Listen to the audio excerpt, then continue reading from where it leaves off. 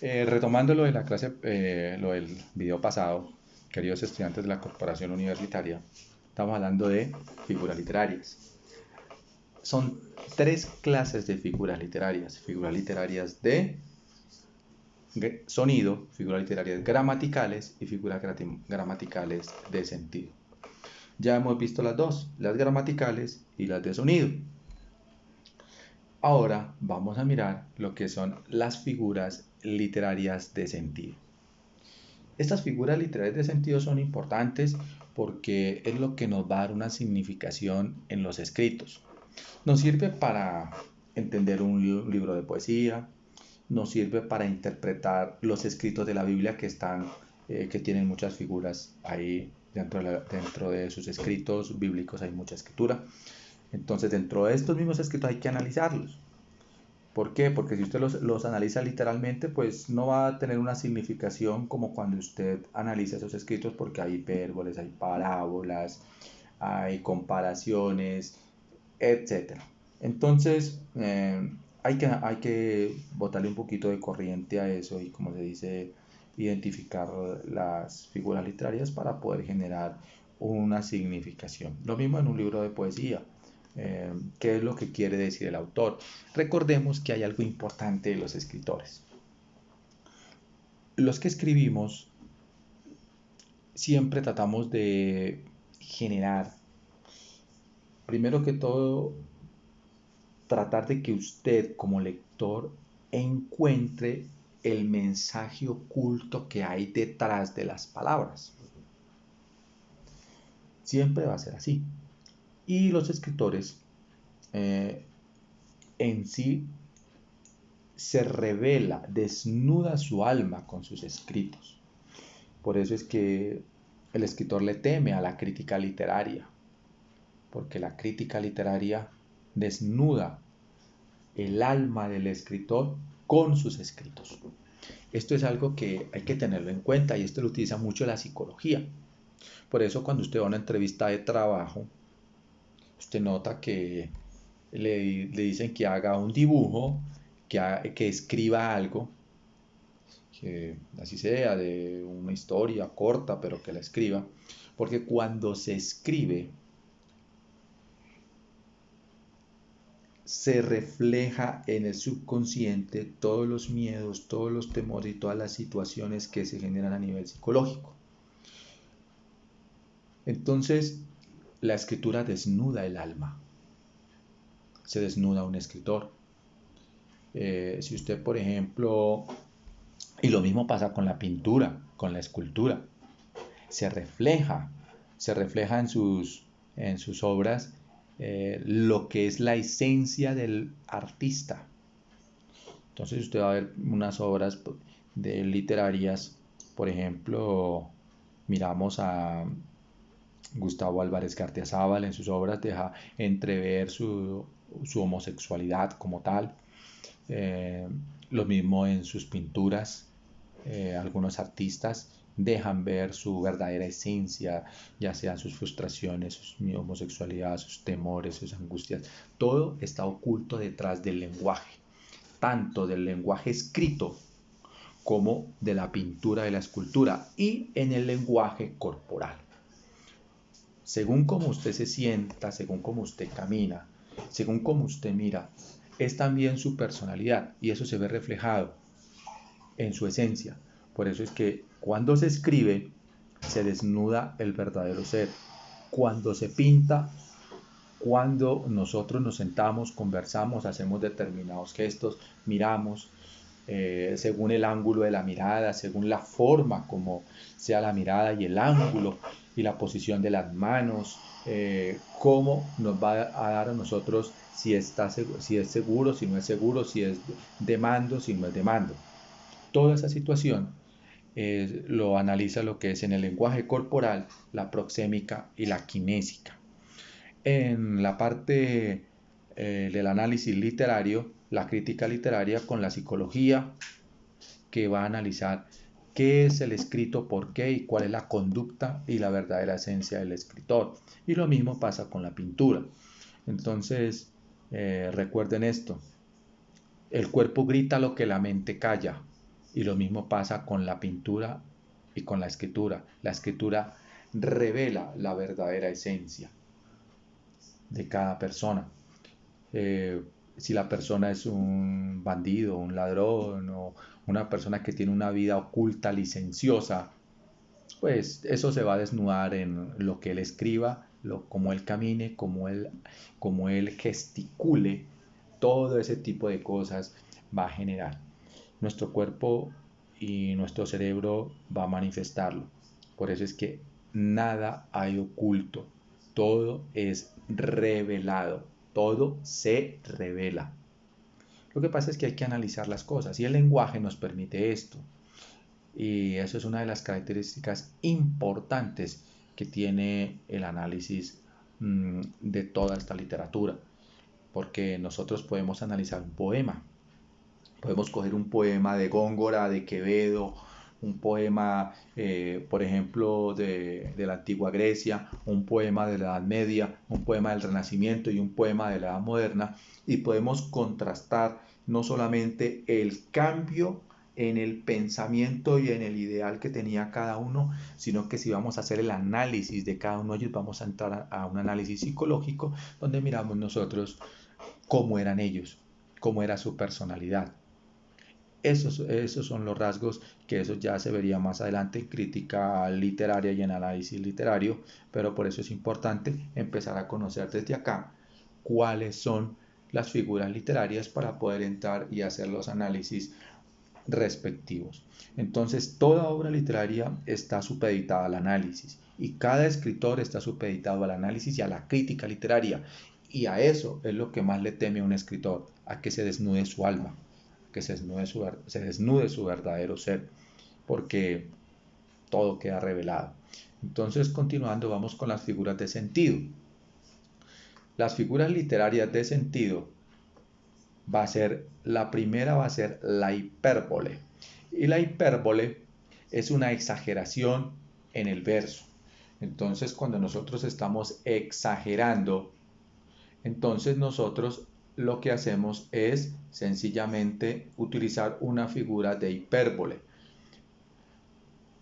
Siempre en los escritos se va a utilizar las figuras literarias y dentro de esta hipérbole vamos a mirar de qué es una exageración y es una figura retórica. Y como figura retórica se va a observar mucho en las expresiones y estas expresiones siempre van a exagerar, pero tiene una finalidad. La finalidad es estética del lenguaje. Lo estético es lo bonito. Entonces, cuando un escritor quiere darle algo al lenguaje, un manejo sutil, hermoso, bello, le está dando esa estética. Para eso se utiliza la hipérbole, para darle una estética. Ahora, ¿se exagera una realidad con fines estéticos? Sí. Entonces, un ejemplo común dice, casi me muero de la risa. Primero que todo, nadie se muere de risa. Eso es pero la expresión dice, casi me muero de la risa. Ahí hay una hipérbole porque es una exageración. O casi me muero del susto. Esa es otra hipérbole. Ahora, ¿cuál es la intención que también tiene el escritor además de hacerle tratamiento estético al lenguaje, esa belleza? Al lector logra cautivar la atención del lector de su poema o de su escrito de manera literaria. La hipérbole busca pues no ser tomada de manera como se dice tan, tan directa, ¿no? Porque pues como se dice, no es, no hay que tomarlo pues porque es una exageración, es una exageración del escrito. Como figura retórica, no busca ser tomada literalmente, porque pues su significación pues es poco probable en cuanto al sentido. Lo que busca es prácticamente llamar la atención. Tengo tanta hambre que me comería un caballo. Esa es una exageración. Como es una exageración, pues lo que está tratando de denotar aquí es que la persona está hambrienta. pero no es que se vaya a comer un caballo como tal, es una expresión de hipérbole porque está exagerando lo que siente. No se comería el caballo realmente. Lo que pretende prácticamente enfatizar en todo esto es que tiene un hambre voraz. Y no solo se utiliza la hipérbole en el lenguaje literario, también se utiliza mucho en el habla cotidiana, en el castellano nosotros callejero que hablamos, porque existe un castellano culto y un castellano callejero.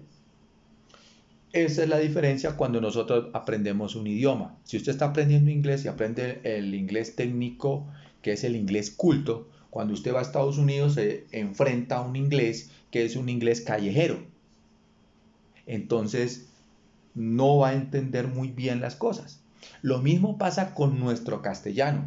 Hay un castellano con unas normas gramaticales cultas, que son 4 normas gramaticales que se manejan, y esas normas gramaticales básicas, pues es la que se utiliza en el lenguaje culto como tal. Pero si nosotros estamos en el habla cotidiana, pues nosotros no vamos a utilizar un lenguaje con toda la especificación culta, porque no es el lenguaje popular. Nosotros estamos utilizando un lenguaje, un castellano callejero, y ese castellano callejero pues es el que hablamos comúnmente todos aquí en Colombia. Entonces, eso es lo que quiero que también entendamos.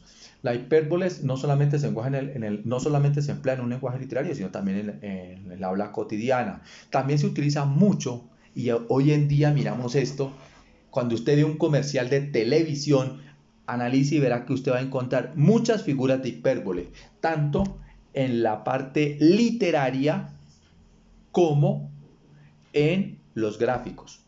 Si usted va a analizar una tira cómica, también tiene que analizar figuras que ahí estén exagerando. En este caso, hay unas figuras que son de hipérboles en los dibujos, que es una exageración. Entonces, también encontramos tanto exageración en los gráficos de los dibujos como en las palabras. Y esto es utilizado hoy en día en la publicidad. ¿Cómo impacta el comercial en nuestro cerebro? Llega, es visualizado el comercial, llega al consciente, inmediatamente llega al subconsciente. Entonces, por decir algo, el comercial de Fab, enjuague, exprime y tienda, por decir algo como decía un comercial anteriormente, se mete tanto de tanta repetición del comercial que llega al cerebro y después el subconsciente ordena que usted se meta la mano al bolsillo para que compre el producto. Entonces lo que se busca con estas figuras literarias en publicidad es impactar el subconsciente del usuario para que compre el producto. Usted dice, es que yo no pago por ver televisión cuando no tenía cable, pues. Pero le colocaban los comerciales. Usted está pagando cada vez que ve televisión, está pagando por ver un programa. Y hoy en día le cobran el doble, le cobran en el cable y le cobran con comerciales. Entonces imagínense la explotación que están haciendo. Y todo el mundo calladito. Bueno, entonces en la publicidad se utiliza la hipérbole pero con un tono cómico. ¿Por qué? Porque se necesita llamar la atención. Siempre, y aquí entro un poquito a la publicidad con el lenguaje, siempre el publicista utiliza el lenguaje para crear la necesidad de la persona. Eso es lo que se necesita. Crear la necesidad. Así no la tenga, pero se crea la necesidad. Entonces, si hay un negocio de hamburguesas, si usted lo pinta con colores llamativos y le coloca unas frases con unas hipérboles y unas figuras literarias llamativas, así la persona no tenga hambre, va a pasar por ahí y va a calar en su cerebro y va a entrar. Y eso es rentabilidad. Por eso es que hoy en día nos están manejando con el lenguaje y nos están manejando utilizando ese lenguaje en las comunicaciones.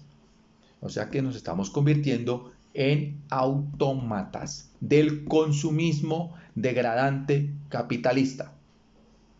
Y eso es algo que tenemos que empezar a analizar. ¿Hasta qué punto somos consumistas? Entonces, todo lo que nos ofrecen los medios utilizando un lenguaje literario y audiovisual para captar nuestros sentidos, utilizando figuras literarias, ¿para qué? Para que nos impregnen nuestro cerebro. Entonces, ahí es donde hay que analizar hasta qué punto el lenguaje está siendo utilizado de manera positiva y hasta qué punto de manera negativa. De manera negativa, por el consumismo. Y nosotros no podemos caer en el error de de beneficiar al sistema capitalista degradante de por sí, porque el capitalismo degrada al hombre y esa es una de las condiciones específicamente con el mercantilismo. Entonces ese mercantilismo mal utilizado es lo que nosotros estamos en contra. Entonces no con la publicidad, porque la publicidad pues es manejo del lenguaje, pero con un sistema que está manipulando las mentes de los niños, que son los principales clientes para los grandes publicistas y empresarios. Bueno, la hipérbole representa o pertenece al grupo de las figuras de pensamiento. Y esta también proviene del griego. Hipérbole, que significa hiper. Hiper es sobre, encima de. Y vole, que significa lanzar o arrojar. Cuando le digo a usted, usted es más lento que una tortuga, esa es una hipérbole. Llueve a cántaros, esa es otra hipérbole. Te llamaré 1.000.000 de veces, es una exageración. Entonces, la hipérbole se caracteriza por ser una exageración. Y allá usted, cuando le dice, te bajaré la luna y las estrellas a tus pies, eso es una figura literaria. Y esa figura literaria es de exageración. Entonces nosotros miramos que la exageración lo que hace es cautivar y llamar la atención. Por eso es muy utilizada en el campo de la publicidad.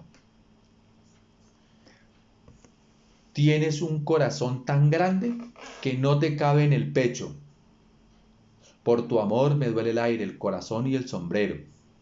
Y esta es una frase que en su momento la dijo García Lorca.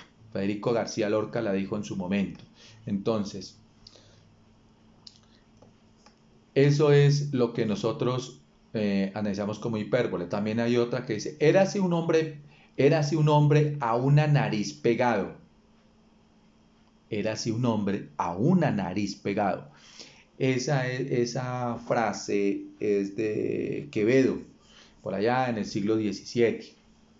Entonces es una frase de Quevedo, un escrito que hay de un hombre, por ahí un poema sobre eso. Érase un hombre a una nariz pegado. Por ahí está el escrito, pero no recuerdo muy bien cómo era. Se trajo hasta la sepultura. Cuando se trae, mejor dicho, no, se trajo todo.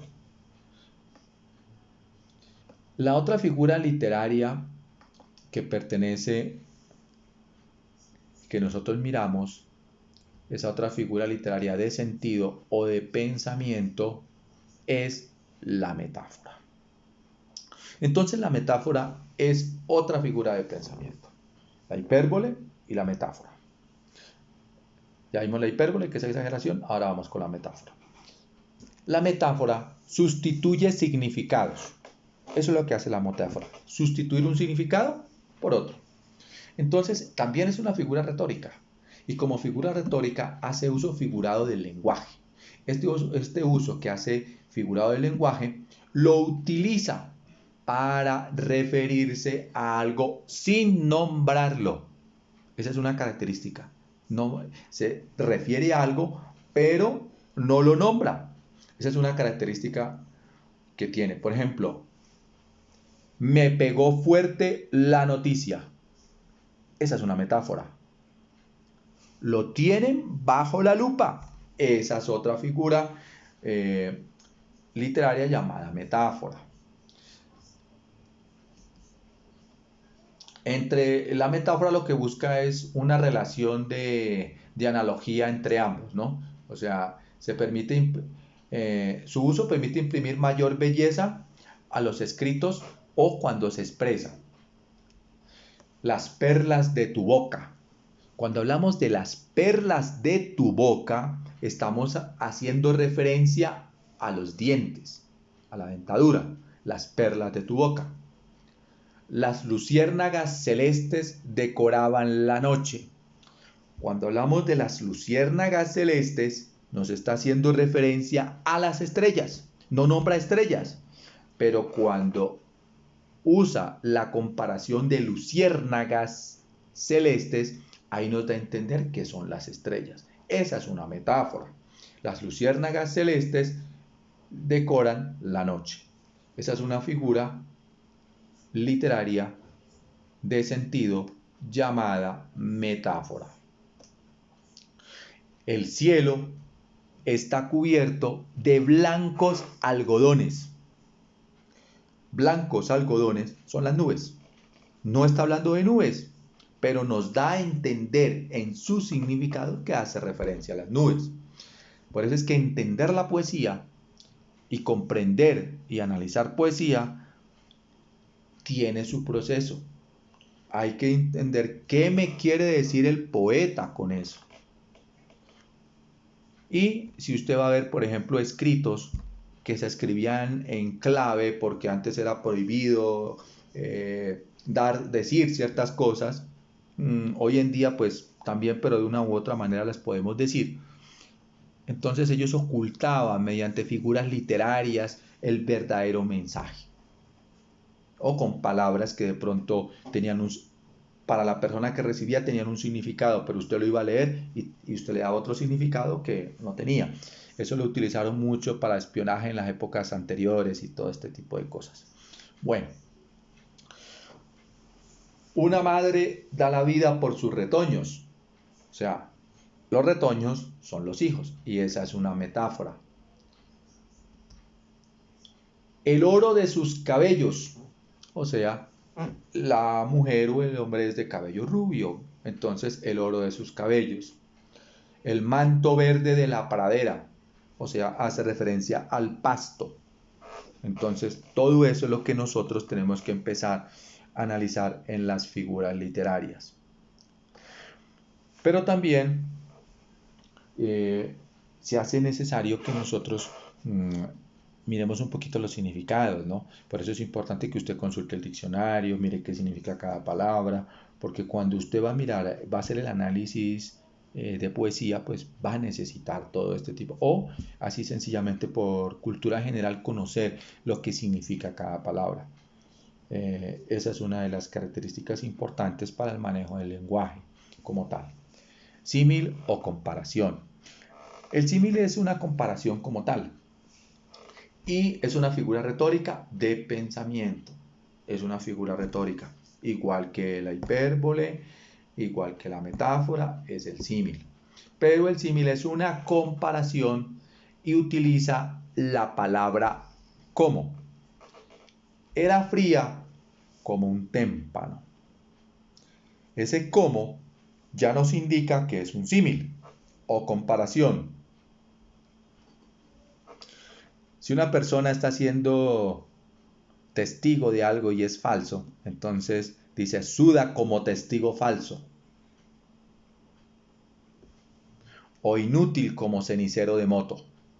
Entonces ahí nosotros miramos de que hay una figura de comparación. Duerme como un bebé. Su textura es rugosa como una corteza de árbol. Es fuerte como el acero. Entonces, cuando nosotros comparamos y a esa comparación en la oración la estamos llevando con la palabra como, a eso se le llama una figura retórica llamada símil o comparación. Canta como un canario. Fue cordero como al matadero. Son figuras literarias que nosotros utilizamos y se utilizan para embellecer el lenguaje y también se utilizan para expresiones cotidianas, ¿no? Que nosotros miramos y por eso es tan importante el estudio de las figuras literarias. La antítesis, es otra figura literaria de sentido. Entonces la antítesis o figura de contraste también es una figura retórica, y como figura retórica va a oponerse a dos ideas. Entonces utiliza para esto las palabras antónimas o frases de significado contrario. Recuerden, aquí tenemos que hacer un breve repaso del sinónimo y antónimo. Sinónimo es significación parecida o igual. Entonces en el sinónimo, por ejemplo, flaco, delgado son sinónimos. Pero ya el antónimo es lo contrario. Gordo, flaco, blanco, negro, grande, bajito, o alto, bajo, perdón, grande, pequeño. Entonces, aquí en esta figura de la antítesis se utiliza mucho las palabras antónimas o palabras que tengan una significación contraria. Entonces, estas frases tienen un significado contrario, pero son cercanas en proximidad y su estructura gramatical son parecidas o similares. No pueden variar. Un pequeño paso para un hombre, pero un gran paso para la humanidad. Eso es una antítesis. Otro antítesis. La dulce amargura. Esa es una antítesis. Por ejemplo, tu amor es tan dulce y tu olvido tan amargo. Ahí estaría haciendo énfasis también a una antítesis, porque está haciendo una comparación entre el amor dulce y el olvido que es amargo. Entonces las figuras literarias tienen mucho que ver con la lírica, con la poesía, y esto hace que le den una significación y que esto sea relevante en los procesos lingüísticos. La antítesis también se encuentra inserta en la cotidianidad. Todos los días nosotros utilizamos una antítesis. Por ejemplo, ¿es tan corto el amor y tan largo el olvido? Esa es una antítesis. Cuando quiero llorar, no lloro, y a veces lloro sin querer. Esta es una antítesis, es una figura de oposición, y esto tiene que ver con figuras literarias de sentido. Este amor más hondo que el mar puede llegar al cielo y seguir. Los niños van por el sol y las mujeres por la luna. Entonces aquí tenemos esta figura literaria que es el antítesis, donde en un verso se dan ideas opuestas. Vamos con la última. La última es la personificación. Entonces, vamos a mirar lo que es la figura literaria de personificación. Recordemos, estas figuras literarias son utilizadas para embellecer el lenguaje. Otras son utilizadas también en la actualidad por el sistema empresarial, y específicamente con la parte de la publicidad. ¿Por qué? Porque esto va a impactar, y al impactar lo que hace es específicamente llamar la atención, y esto hace que la persona consumista pues le impregne y consuma y gaste y todo este tipo de cosas. Entonces, referente a esto, ahora vamos con la personificación. La personificación o prosopopeya del griego es un tipo de metáfora ontológica. Aquí nos toca ir a filosofía. ¿Qué es la ontología? Ontología es el tratado del ser. Esa es la ontología. Todo lo que tiene que ver con el ser en filosofía. En literatura se utiliza esto como una figura o una metáfora ontológica del ser. Y una figura de estilo que consiste en atribuir propiedades humanas a un animal. Por eso es ontológica, porque se le atribuye, como se dice, propiedades humanas a un animal o a un objeto. Por eso es que es ontológica, porque trata al ser. Entonces a un objeto, por ejemplo, a lo que yo tengo acá, por decir algo, manos libres, le puedo yo atribuir sentimientos o cualidades humanas. Entonces ahí estoy haciendo una figura de prosopopeya, pero también puedo atribuirle a un animal cualidades humanas como tal. Entonces, esto entraría también dentro de la parte de la descripción. Y es una de las características, ¿no? Esto también tiene que ver con la personificación o prosopopeya. Entonces, que es una figura literaria en la que se otorgan rasgos o características, acciones humanas, animales u objetos inanimados. Entonces, yo a este televisor que está acá le puedo atribuir una cualidad, el furioso televisor. Entonces, la furia o el enojo es una cualidad del ser humano, y esta cualidad del ser humano se la estoy colocando al televisor. Entonces, en el caso de una frase, el amor golpeó su puerta cuando menos lo esperaba y le cambió la vida casi por completo. Entonces, esa es una figura.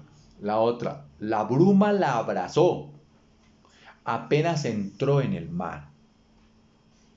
A los pocos minutos, la muerte ya se la había llevado. Con la mirada, su perro le reprochaba. Con la mirada, su perro le reprochaba que había dejado solo todo el fin de semana.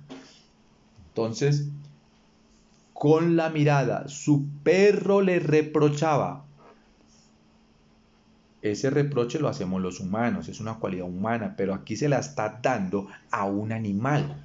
Entonces, cuando le atribuimos cualidades humanas a un animal o a un objeto, entonces eso se le llama la figura literaria de personificación, y eso es una prosopopeya. La luna le sonreía y el sol lloraba.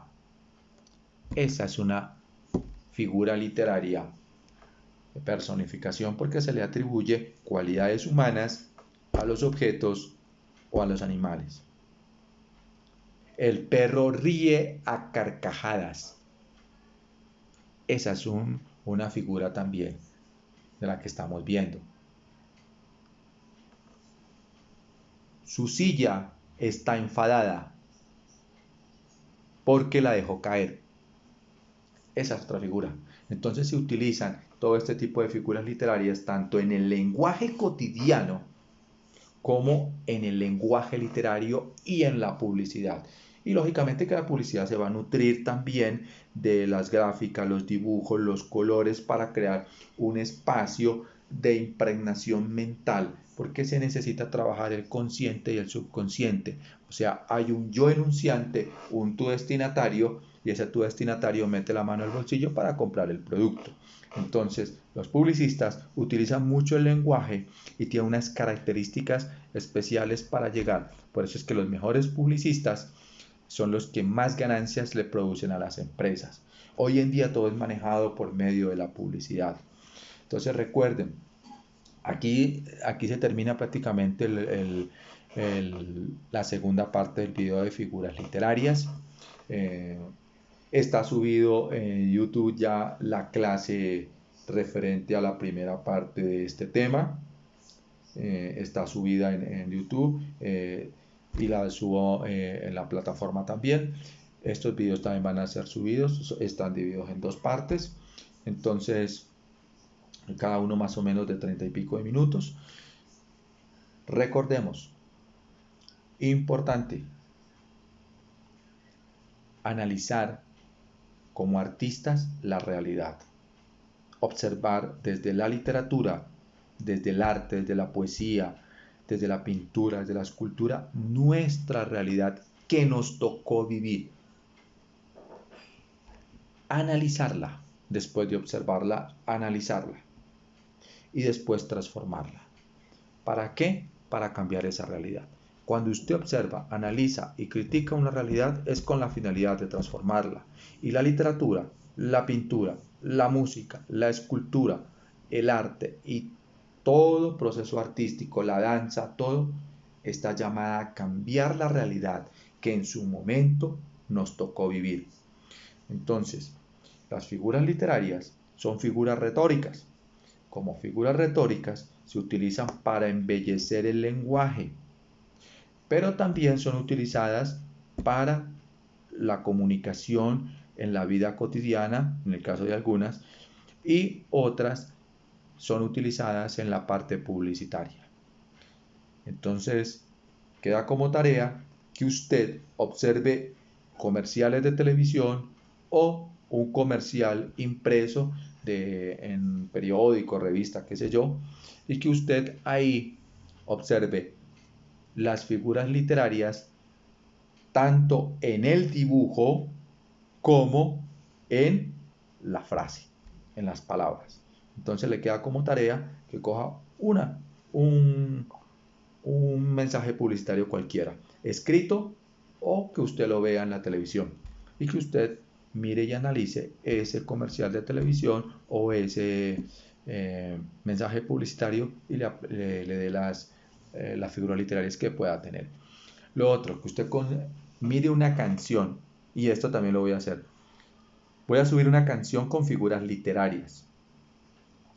Esa canción, usted así como yo le coloco esa canción y le va a explicar usted ahí cuáles son las figuras literarias que se encuentran en varias canciones, porque eso va a ser así.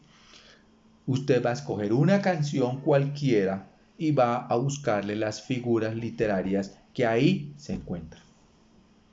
Cualquier duda, cualquier pregunta, por favor, se comunican conmigo. Ya tienen mi WhatsApp, tienen todo, entonces cualquier inquietud usted me la hace llegar. Listo, entonces estamos en contacto, nos veremos en el próximo video o en la próxima clase.